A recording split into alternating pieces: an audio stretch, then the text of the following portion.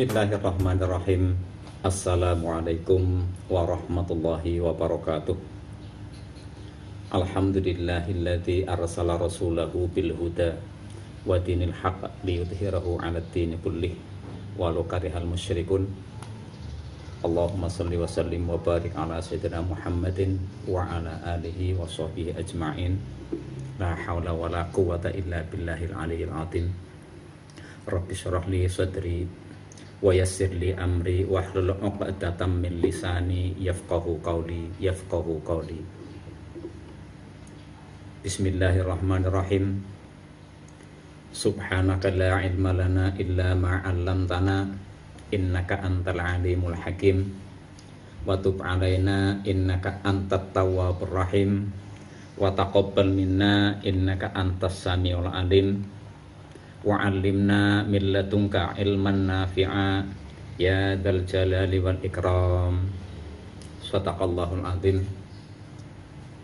Ma'asyiral muslimin, para mustami'in yang berbahagia, yang mudah-mudahan dirahmati oleh Allah Subhanahu wa taala. Puji syukur alhamdulillah atas segala nikmat yang Allah berikan kepada kita. Mudah-mudahan kita mampu menunjukkan, mewujudkan nikmat Allah itu dengan beramal soleh agar bisa bermanfaat bagi lingkungan, bagi diri sendiri, dan terutama bagi bangsa dan negara kita Indonesia. Para mustami'in yang berbahagia, untuk sesi yang kedua ini kemarin telah kami sampaikan ada 4 mutiara yang ada dalam tubuh manusia. Yang pertama adalah akal, yang kedua agama, dan yang ketiga adalah rasa malu, yang keempat adalah amal soleh. Kemarin telah dibahas tentang akal, sekarang adalah tentang agama. Arba'atun min jawarihil ihsan, arba'atun min jawarihil insan yasiluha bi arba'ati asya'. Ada 4 perkara yang ada di dalam tubuh manusia sebagai mutiara, akan tetapi bisa jatuh, bisa hilang dengan bi'arba'ati asya', dengan 4 perkara pula. Yang pertama, al-aqlu yaziluha bil ghadab. Akal kita akan hilang, sirna begitu saja karena punya rasa ghadab atau marah. Yang kedua adalah waddin. Ad-din yaziluha bil hasad. Agama akan bisa hancur, agama kita bisa hancur karena dalam tubuh manusia ada rasa hasud. Apa itu hasud? Hasud merupakan perilaku dalam diri seseorang tidak senang jika melihat orang lain bahagia, tidak senang kepada orang lain mendapatkan anugerah, tidak senang kepada orang lain mendapatkan suatu kenikmatan. Tetangga bisa beli sepeda motor, iri. Tetangga bisa membangun rumah 2 tingkat, iri. Tetangga bisa membeli sepeda baru untuk anaknya, iri. Banyak sekali. Bahkan yang sering kita dapati adalah para pedagang, yang satu laris, yang satu belum laris. Yang tidak laris ini mengatakan sesuatu di mana sesuatu ini bisa menjadikan dalam dirinya adalah hasud, iri kepada tetangga yang kebetulan dagangannya laris. Banyak sekali contohnya. Mari kita ingat cerita keluarga Adam dan Hawa.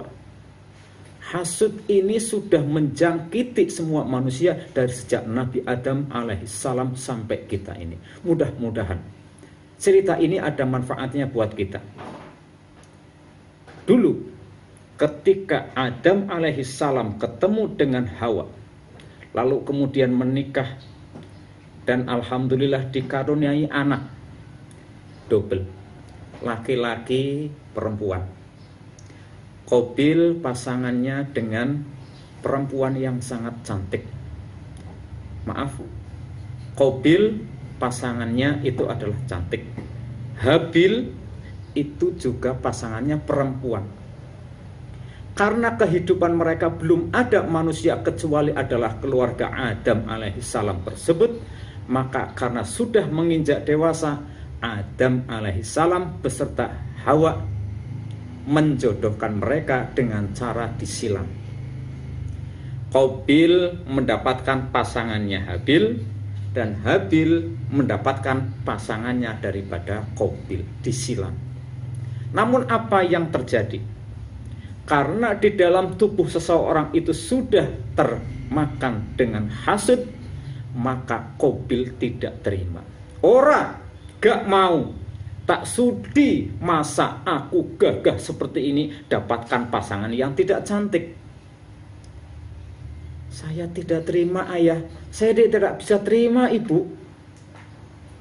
Bertengkarlah antara Qabil dan Habil, adu mulut. Akhirnya Adam alaihissalam meminta, oke, kalian tunjukkan dengan cara berkorban. Akhirnya Qabil bisa dibunuh oleh Habil. Matilah. Ini akibat apa? Akibat daripada hasud yang ada di dalam tubuh manusia. Sehingga Nabi kita Muhammad sallallahu alaihi wasallam bersabda, iyyakum wal hasada fa innal hasada ya'kulul hasanati kama ta'kulun narul hatab. Jauhi itu sifat hasud. Sebab andaikan hasud itu bersemayam di dalam tubuhmu, berapapun kebaikan, berapapun ibadah yang telah kamu lakukan, semua akan sirna dimakan oleh hasud sebagaimana api memakan kayu bakar. Para mustami'in yang berbahagia, dulu di Irak ada sebuah cerita. Ada seorang raja di mana dia memimpin sebuah kerajaan. Tentu dia akan dibantu oleh anggota-anggota yang lain. Ada rakyatnya, ada penasehatnya, ada punggawa-punggawa yang lainnya. Sang raja ini mengangkat seorang yang sangat-sangat dipercaya dari sejak muda sampai dia dewasa, bahkan sampai dia tua. Itu nasihatnya itu terus. Apa nasihatnya? Hai raja, ahsin ilal muhsin. Kalau ada orang berbuat baik, balaslah dengan kebaikan. Fa innal musi'a satakfihi sa'atah. Jika ada orang lain berbuat jahat, jangan engkau balas. Sebab kejahatan itulah nanti yang akan menimpa kepada dirinya sendiri. Itu yang selalu saja setiap hari disampaikan kepada sang raja tersebut. Sampai-sampai raja itu selalu tenang, ayem jika ada penasehatnya ini.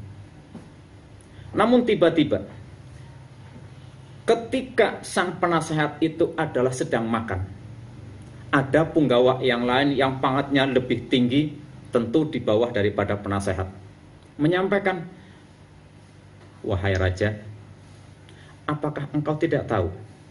Apa? Ternyata penasehatmu itu yang kamu angkat dari sejak muda sampai tua seperti ini, terselip dalam dirinya itu adalah menjelek-jelekan panjenengan. Apa iya? Betul. Betul sekali. Akulah saksinya.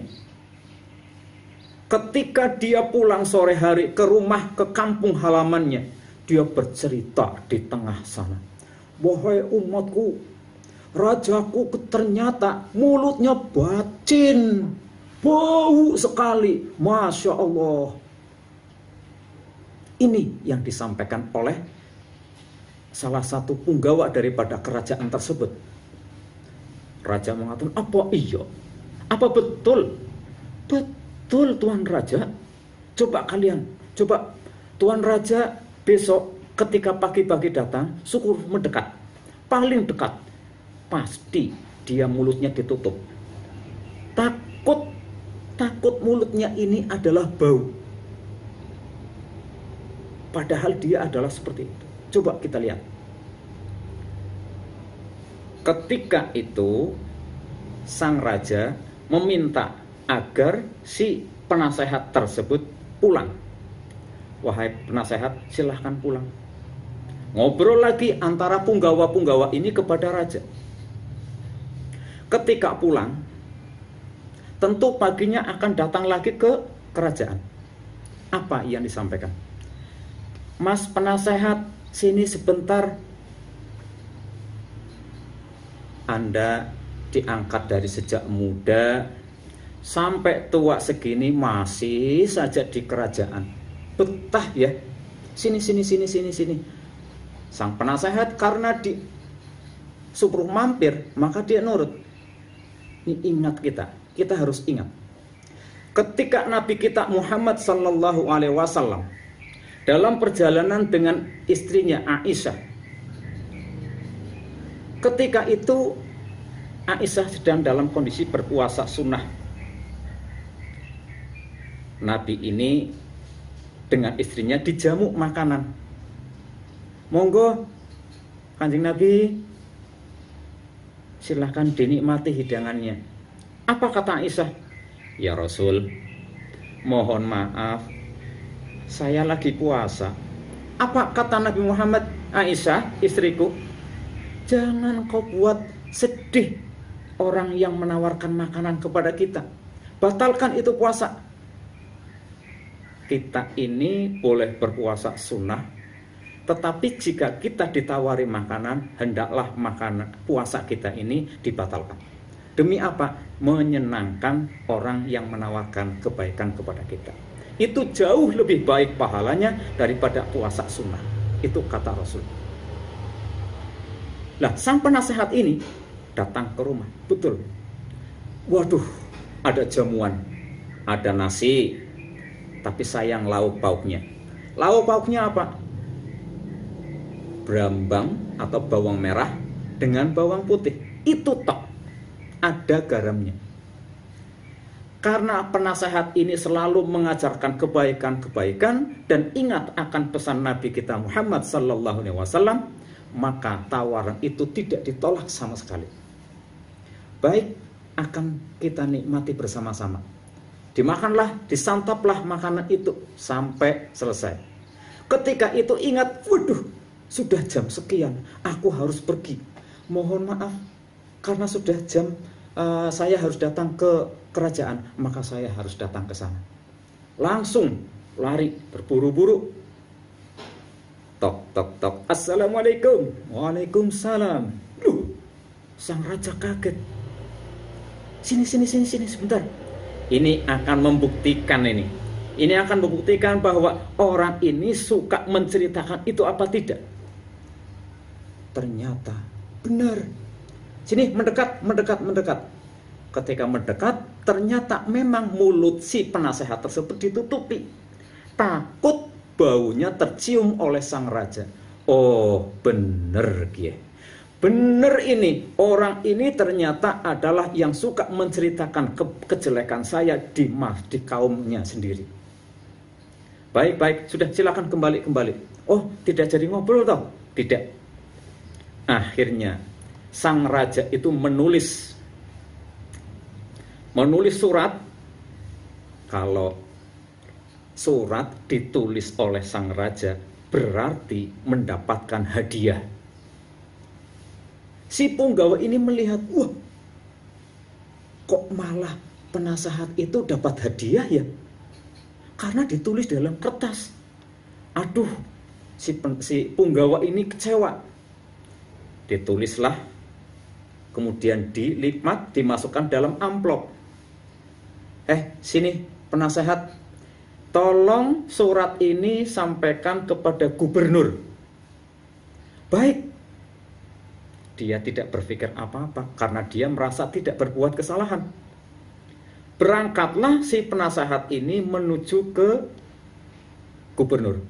Di tengah jalan dicegat oleh siapa? Oleh punggawa ini. Mas penasehat, sini sebentar. Aku melihat engkau dapat hadiah. Oh enggak, dapat surat ini supaya menyampaikan ke gubernur. Kemana? Ke gubernur. Oh jangan, jauh sekali. Jauh sekali dan membutuhkan waktu, membutuhkan tenaga, dan membutuhkan pikiran. Kendaraanmu mana? Masa mau jalan kaki? Biar saya aja yang ngantar. Oh jangan. Ini sang punggawa ini menganggap bahwa surat yang ada dalam ini adalah surat akan mendapatkan hadiah dari gubernur. Akhirnya si punggawa ini merebut surat ini. Diminta, wis sana kamu pulang, biar saya aja yang ngantar. Karena si punggawa ini lebih muda, lebih kuat tenaganya, si penasehat kalah minggir. Akhirnya diantarlah surat ini ke gubernur. Ternyata di gubernur, Pak Gubernur, ada surat dari Tuan Raja. Silahkan dibaca. Setelah dibaca,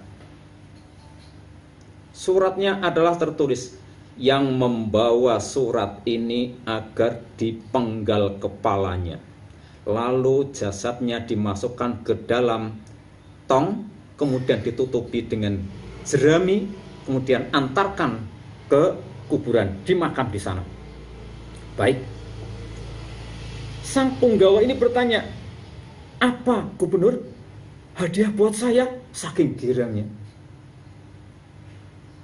Hai, sini. Ternyata dipenggalah lehernya. Kemudian dimasukkan ke dalam jerami dan dimakamkan di sebuah kuburan. Pagi harinya, si penasehat datang lagi kepada raja. Assalamualaikum. Waalaikumsalam. Innalillahi. Kok penasehat datang lagi? Kamu kesini lagi? Lah iya toh, wong saya penasehat yang selalu disiplin. Datang jam 7 ya jam 7, datangnya jam 8 ya jam 8. Nah ini kan tepat jam 7 saya datang. Lah surat kemarin bagaimana? Oh, surat kemarin itu direbut oleh siapa? Oleh salah satu punggawa yang derajatnya ini. Sampaikan gubernur. Oh alah, salah orang ini. Kenapa sih? Kok raja kayaknya murka banget? Coba ceritakan. Oh, itu orang cerita. Dia adalah orang yang mengatakan kepada aku, pada sang raja, bahwa engkau penasehat adalah orang yang suka menjelek-jelekkan saya di hadapan orang banyak. Oh, bohong itu. Bohong itu.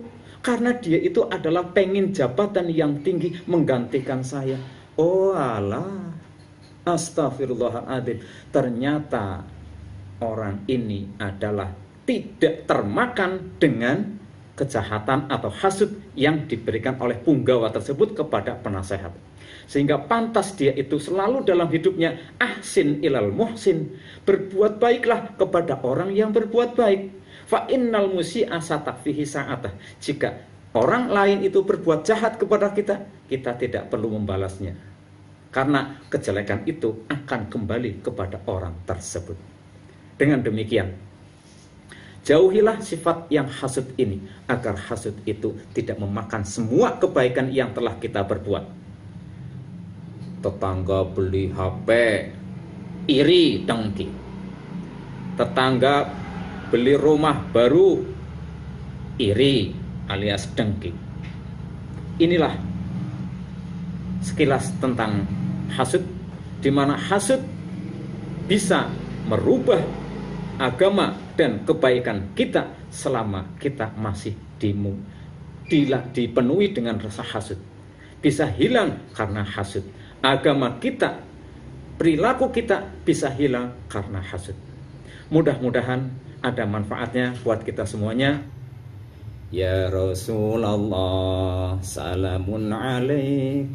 Ya Rafi'a syani wa daraji, atfatayya jiratal alami, ya uhailal judi wal karomi, ya uhailal judi wal karomi, ahlu baitil mus tofat tuhuri, hum amanul ardi fatakiri, syubbihu bil anjumiz zuhuri, mithla ma qad jaa fi sunani, mithla ma qad jaa fi sunani, wasafinun bin najati idza khifta min tufani kulli ada, fanju fiha la takunu kada, wa'tasim billahi wasta'ini, wa'tasim billahi wasta'ini, Rabbi fanfa'na bibarakatihim wahdinal husna bihurmatihim wa amitna fi tariqatihim wa mu'afatin minal fitani, wa mu'afatin minal fitani. Sekian dari kami. Mohon maaf atas segala kurangan. Usikum wa nafsi bitaqwallah faqad fazal muttaqun. Aqulu qouli hadza fastaghfiruh innahu huwal ghafurur rahim. Wassalamualaikum warahmatullahi wabarakatuh.